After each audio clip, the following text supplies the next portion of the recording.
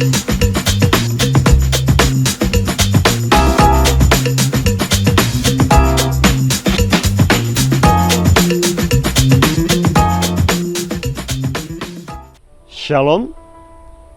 good morning and God morning to all of you. Selamat pagi dan selamat menikmati harinya Tuhan. It's a beautiful morning pagi hari ini. Saya sedang ada di salah satu daerah di pinggiran kota Salatiga, menikmati sunshine pagi hari ini.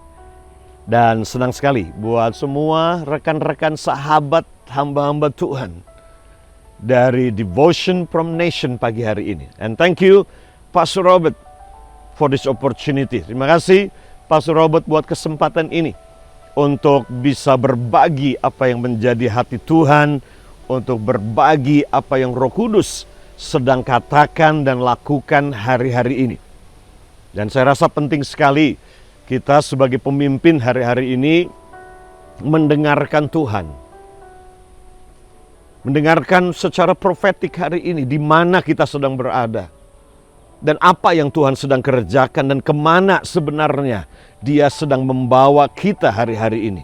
Sebagai pribadi maupun sebagai keluarga atau sebagai gereja.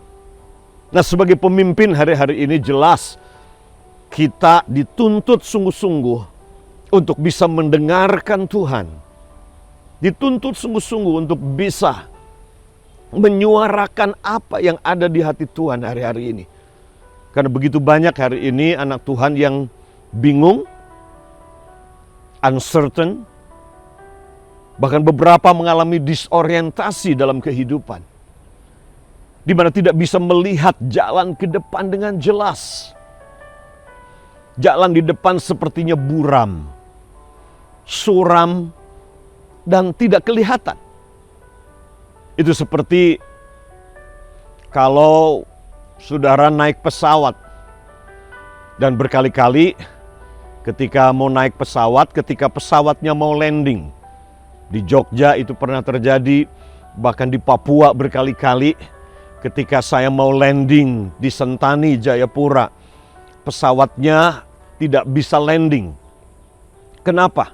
Ketika kabut turun, hujan turun, maka jarak pandang sangat pendek sekali.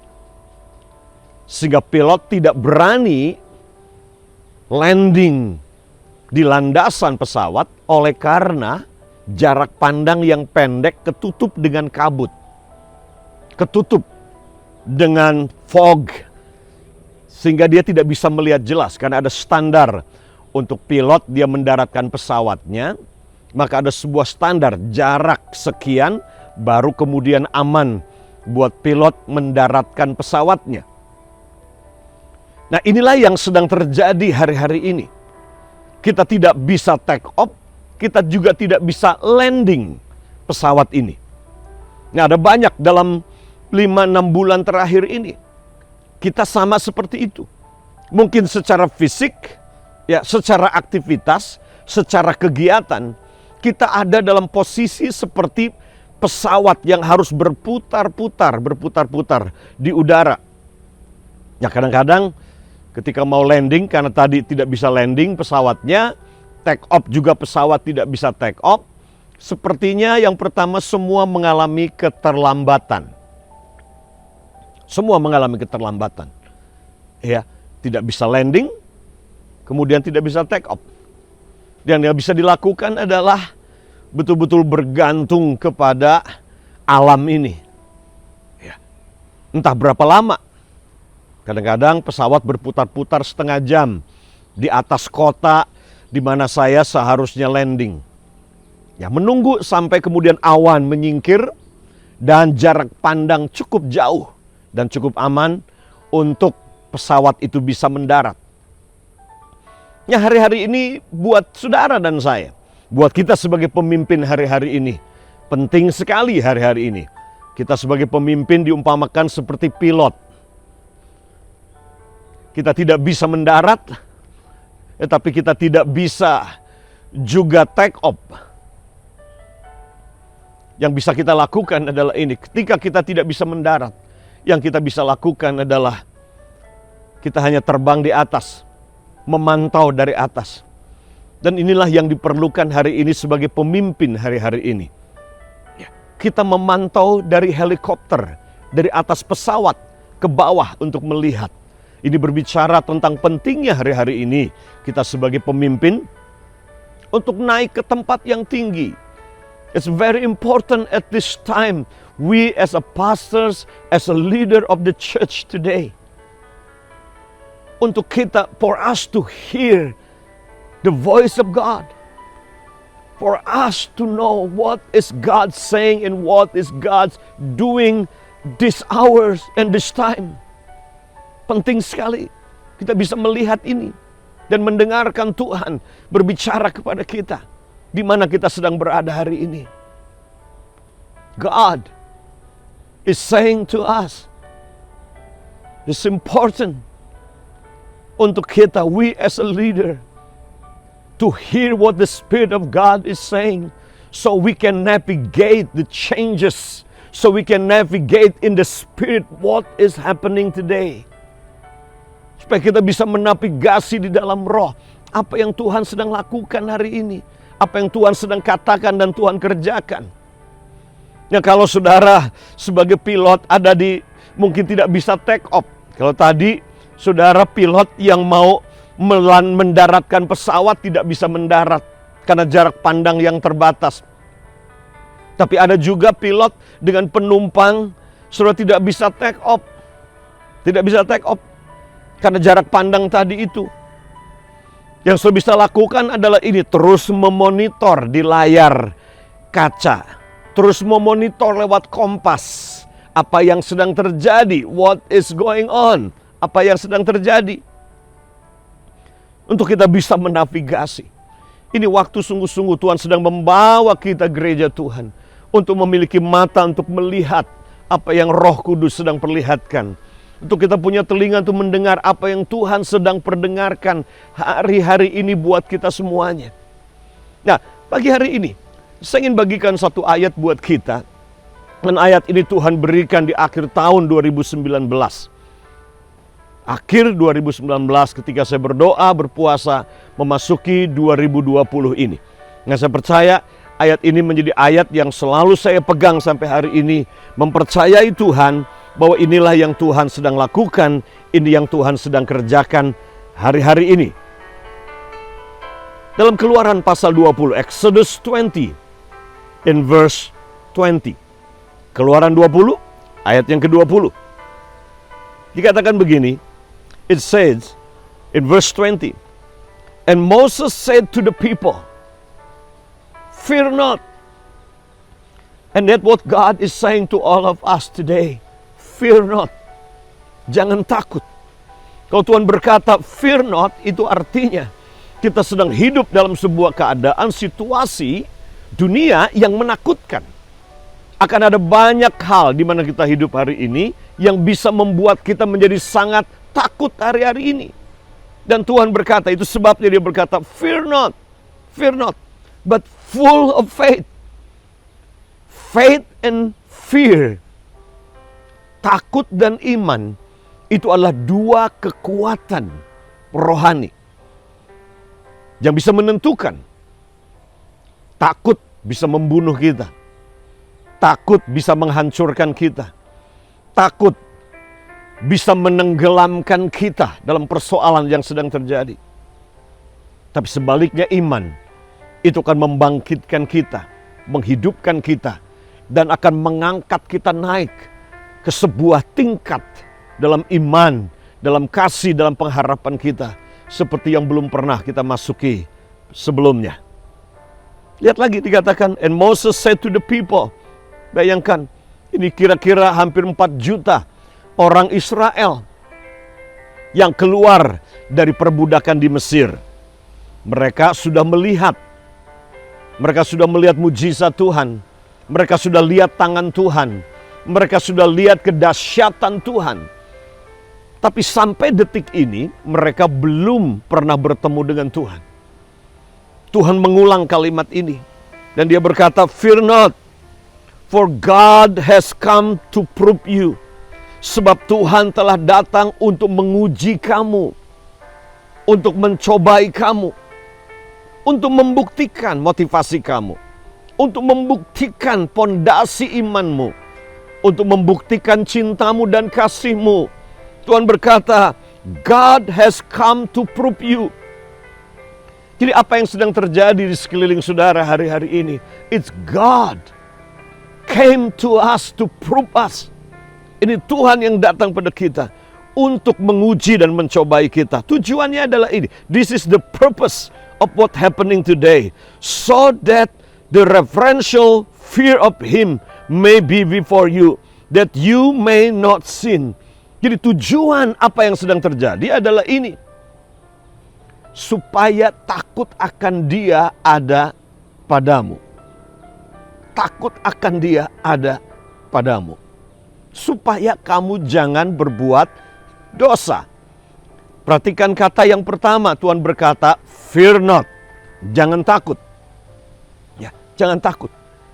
Karena bangsa itu ketika Tuhan datang, Tuhan turun di Gunung Sinai itu, melihat manifestasi kehadiran Tuhan, mereka ketakutan luar biasa. Kenapa? Karena mereka belum pernah bertemu dengan Tuhan. Mereka belum pernah encounter God. They have never encountered God. They have encountered the blessings of God. They have encountered the miracle and the mighty work of hands of God. But they have not encountered the person of God. They have not encountered the presence of God. Mereka belum pernah bertemu dengan Tuhan. Mereka belum pernah melihat Tuhan. Mereka sudah bertemu dengan mujizatnya, bertemu dengan kelimpahannya, bertemu dengan keperkasaan dan manifestasi kuasa Tuhan yang hebat. Tapi mereka belum pernah bertemu dengan Tuhan. Itu sebabnya Tuhan berkata, ketika Tuhan turun di Gunung Sinai ini, untuk tujuan ini Tuhan memperkenalkan dirinya kepada bangsa itu. Tuhan tidak puas. Cuma 4 juta bangsa ini kenal mujizat Tuhan. Tuhan tidak puas. Mereka cuma bertemu dengan kuasa Tuhan. Tuhan tidak puas. Mereka hanya sekedar mengalami berkat dan mujizat Tuhan. Tetapi Tuhan ingin supaya bangsa itu mengalami Tuhan, mengenal Tuhan, bertemu dengan Tuhan, dan memandang wajah Tuhan. Ini kerinduannya Tuhan buat kita semua. Dan saya percaya ini juga yang Tuhan katakan hari-hari ini buat kita gerejanya. Tahukah saudara, sangatlah mungkin saudara bertemu dengan mujizat, tetapi dalam waktu yang sama tidak pernah bertemu dengan Tuhan yang buat mujizat. Sangatlah mungkin saudara mengalami berkat, tetapi tidak pernah mengalami pribadi Tuhan dalam hidup saudara. Sangat mungkin saudara mengalami semua mujizat keperkasaan tangan Tuhan, tapi dalam waktu yang sama, saudara tidak pernah melihat wajah Tuhan dan saudara mengenali kedalaman hatinya Tuhan. Lewat semua yang sedang terjadi, ini yang Tuhan sedang katakan buat kita. Tuhan sedang berkata pada kita, aku ingin engkau mengenal aku. Aku ingin engkau mendengar suaraku. Aku ingin bertemu denganmu. Dengar ini, saudara, God is a God of relationship. God is a God that want to build intimate relationship with you. God is not satisfied. God is not happy just for you to experience His blessing, experience His miracle. God is not happy. But God utmost desire for us is for us to meet Him, behold His face, and come into the encounter of the presence of God and encountering God personally. This is God's desire for all of us. Ini kerinduan Tuhan buat kita. Jadi ketika Tuhan menyatakan diri di Gunung Sinai ini, bangsa Israel takut. Kenapa mereka takut? Karena mereka sudah terbiasa cuma bertemu dengan berkat. Tujuan mereka ikut Tuhan cuma berkat dan mujizat. Tapi mereka belum pernah ketemu dengan Tuhan. Inilah mental budak. Budak kalau disuruh memilih antara hubungan dengan Tuhan, ketemu dengan Tuhan, mendengarkan Tuhan, memiliki hubungan pribadi yang intim dengan Tuhan, maka budak dia akan memilih, cukup aku mengalami berkat-Nya aja, cukup aku menerima berkat dan mujizat-Nya, tidak harus aku ketemu dengan Tuhan. Dan Tuhan berkata, no. Tujuan mujizat terjadi adalah supaya engkau bertemu dengan Sang Pembuat mujizat. Tujuan Tuhan menyembuhkan, memberkati adalah supaya engkau bertemu dengan Tuhan Sang Sumber berkat, sumber kesehatan, dan sumber kesembuhan. Itulah yang Tuhan katakan di sini. Jadi Tuhan berkata, Tuhan telah datang untuk mencobai kamu, supaya takut akan Dia ada padamu, supaya kamu jangan berbuat dosa. This is the ultimate goal of experiencing God. Inilah goal akhir dari kita mengalami Tuhan, mengalami kehadiran Tuhan, mengenali hatinya, mengalami manifestasi dari kehadiran Tuhan, supaya ada takut akan Tuhan dalam hati kita. Kata takut di sini bukan seperti seorang budak takut kepada majikan, tapi takut di sini adalah sense of respect and reverence to God for who He is. Rasa hormat, respect kepada Tuhan, untuk siapa Tuhan. Karena Tuhan tidak ingin kita takut kepadanya seperti seorang budak bawahan yang takut kepada atasannya. Itu bukan hubungan yang Tuhan inginkan dengan kita. Tetapi Dia ingin hubungan yang intim dengan kita, seperti mempelai wanita dengan mempelai pria, pengantin perempuan dengan pengantin pria, yang memiliki hubungan yang intim. Karena Tuhan berkata, aku sudah mempertunangkan kamu dengan satu laki-laki, dan aku ingin kamu tinggal sebagai perawan yang suci. Perawan yang suci artinya adalah orang yang tidak membagi cintanya, membagi perasaannya, membagi hidupnya, membagi perhatiannya kepada pria lain. Dan ini yang Tuhan inginkan. God is a jealous God. Tuhan kita adalah Tuhan yang cemburu hari-hari ini. Dia inginkan 100% hati kita. Dia inginkan cinta kita 100% untuk Dia. Dan Tuhan berkata di sini, tujuannya Tuhan datang kepadamu. Tujuannya Dia buat mujizat. Tujuannya Dia sembuhkan. Tujuan Dia memberkatimu. Tujuan Tuhan menyatakan manifestasi kehadirannya dalam hidupmu, supaya engkau mengenal Dia, punya hubungan yang intim dengan Dia, supaya takut akan Dia, respect kepada Tuhan ada dalam hatimu. Dan ciri orang yang respect pada Tuhan dan takut akan Tuhan itu adalah ini: dia tidak berbuat dosa. Hidup dalam kekudusan, hidup dalam kesempurnaan, hidup dalam kesucian Tuhan dalam kehidupan kita. Ini yang Tuhan rindukan dan Tuhan inginkan dari kita semuanya. Tuhan datang hari-hari ini kepadamu, menyatakan kehadirannya, supaya takut akan Tuhan ada padamu. Dan takut akan Tuhan ini akan membawa saudara hidup dalam kekudusan dan tidak berbuat dosa. Dan lihat apa yang dikatakan dalam ayatnya yang ke-21. Dikatakan begini, and the people stood afar off, but Moses drew near to the thick darkness where God was. Terjemahan bahasa Indonesia dikatakan, bangsa itu berdiri jauh-jauh. Coba kita baca ini saudara. 21 dikatakan, adapun bangsa itu berdiri jauh-jauh, tetapi Musa pergi mendekati embun yang kelam, di mana Allah ada. Bangsa Israel berdiri jauh-jauh, menjauh dari Gunung Sinai, menjauh dari manifestasi kehadiran Tuhan, menjauh dari Tuhan. Dan mereka berkata, Musa, kamu saja yang bertemu dengan Tuhan. Nanti apa yang Tuhan katakan, kamu sampaikan kepada kami, dan kami akan melakukannya. Budak tahu bagaimana melakukan sesuatu.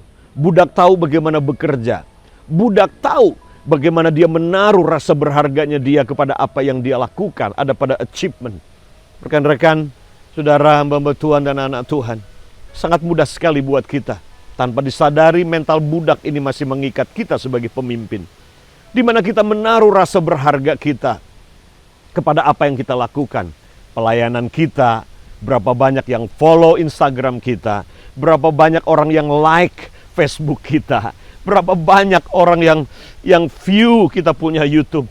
Kadang tanpa disadari, kita bisa menaruh rasa keberhargaan kita, rasa bernilainya kita kepada apa pendapat orang.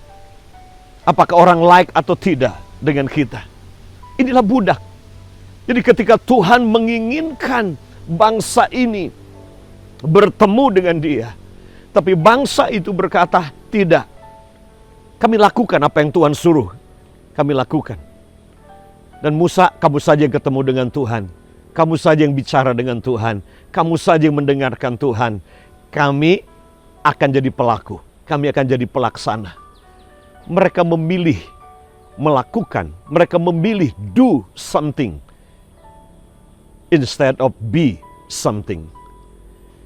Mereka memilih bekerja daripada membangun hubungan dengan Tuhan.